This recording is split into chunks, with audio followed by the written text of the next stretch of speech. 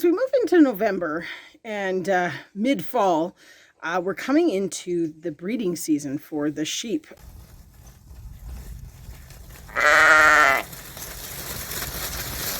We do hope, fingers crossed, famous last words, but we're hoping to get the sheep into their breeding groups next weekend. And this involves a lot of work to get there. I'm going to move because here comes the whiny pig. So this does involve a lot of work, there's cats everywhere, to get to getting this group into 4 groups. Basically, we have 12 ewes and we have 4 rams that we're using this year, as well as 3 young ewes that we'll need to separate because we don't breed first year. One of the big issues that we're having is we have these 2 rams. You coming up? Hi. This is Greedy. Hi, buddy. Oh, he's putting on a really cute show. Hey, he's got burrs all in his fur. Hey, bud. So this is Greedy. He's 4. And we have Rasta, who is 2, that are currently time sharing their pen with the pigs. And we're very, very fortunate that these 2 get along well and that we can keep them together. This would not be something that we would recommend for most people. It's not something that we've ever done before, to be honest. We've always kept our rams separate and avoided any issues because they can be quite vicious to each other. These boys actually came from the same farm and have been together their whole lives. So they know they each know their position in the hierarchy here. Basically, Greedy is the boss. Aren't you, bud? Are you the boss? Hey? As I said, as we're coming up to breeding season, we have to figure out basically making 4 breeding pens plus another pen for our young ewes to go into. So this is going to be a challenge in the upcoming days if we want to actually have them in their pens for next week. So maybe I'll just talk you through kind of some of our thoughts here. You're going to get a real picture of all the stuff that we have to actually get cleaned up before the snow flies. But this area right here, you can see the little trellis off there. That's our little garden that had the squash and our Scotia tomatoes and some potatoes in it and such this season. And what we're hoping to do is plant our garlic in the far back, but we want to extend this garden right out here to where all this junk is. You can see we've got a little fence along here that comes down 20 feet. And the hopes is to kind of make this so that we can put our tunnel greenhouse.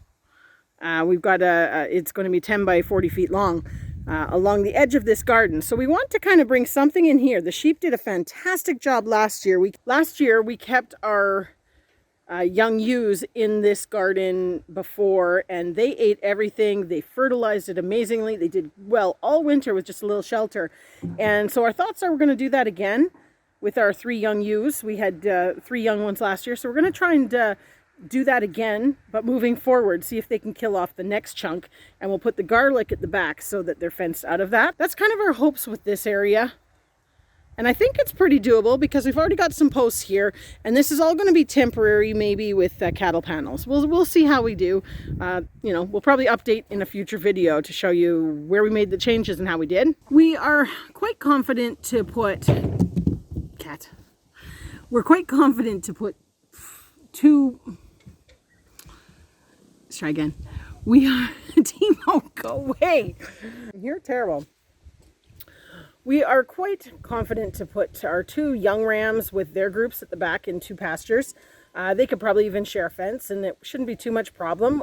We did have an experience with this in a previous year where we put a senior ram and a young ram sharing a fence, and they just fought between the fence, ramming it and just toasted it. So we're hoping putting the 2 young ones will be fine. So that leaves us with the big dilemma of where we're putting Rasta and Greedy. They are bigger rams. They need a bit more powerful fence, and we're probably also going to give them a larger group of ewes each. I mean, it's not going to work out to be 3, 3, and 3, even though we do have the 12 ewes to breed with the 4 rams. So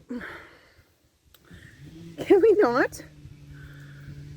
So our thoughts are, so one of my thoughts is to take one of these two buildings here that was going to be for the pigs, and get a fence up around that to make it work for a breeding group of sheep. One of, you know, whether it's roster or greedy.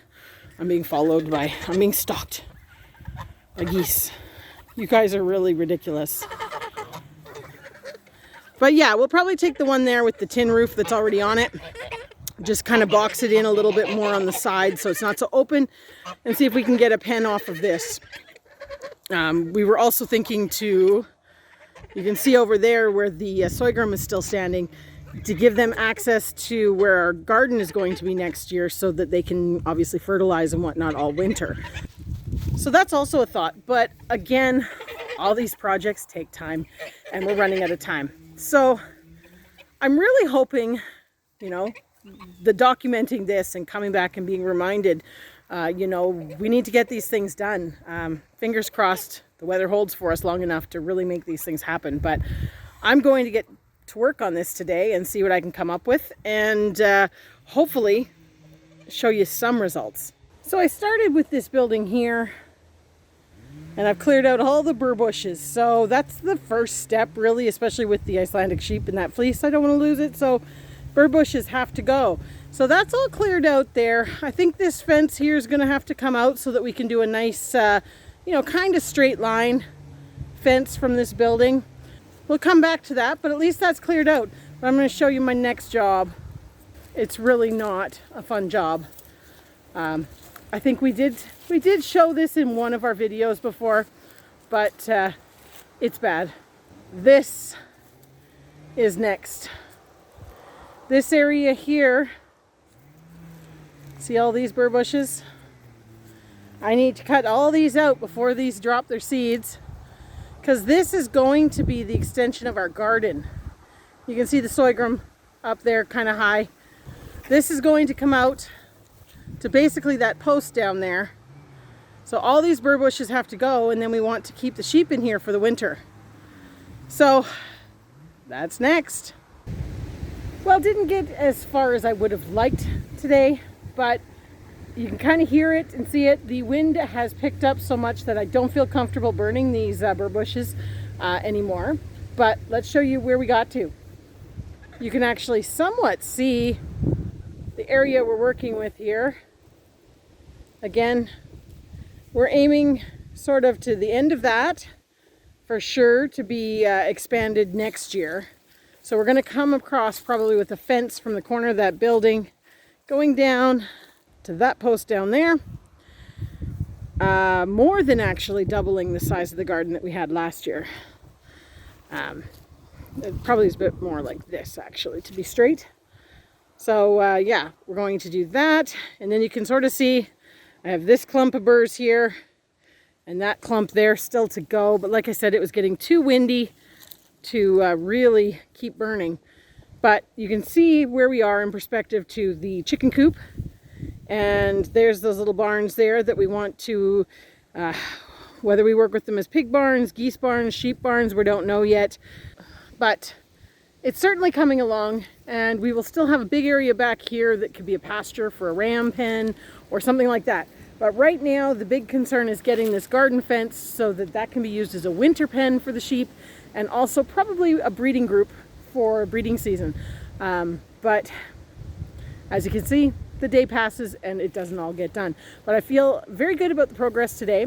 And I think the rest of this week is supposed to be cold, but at least sunny and dry. So I'm thinking I'm going to keep progressing on this, try and get some posts in. And yeah, maybe in the weekend we will update on how we did, and hopefully be putting the rams and the ewes together into their breeding groups in separate pens.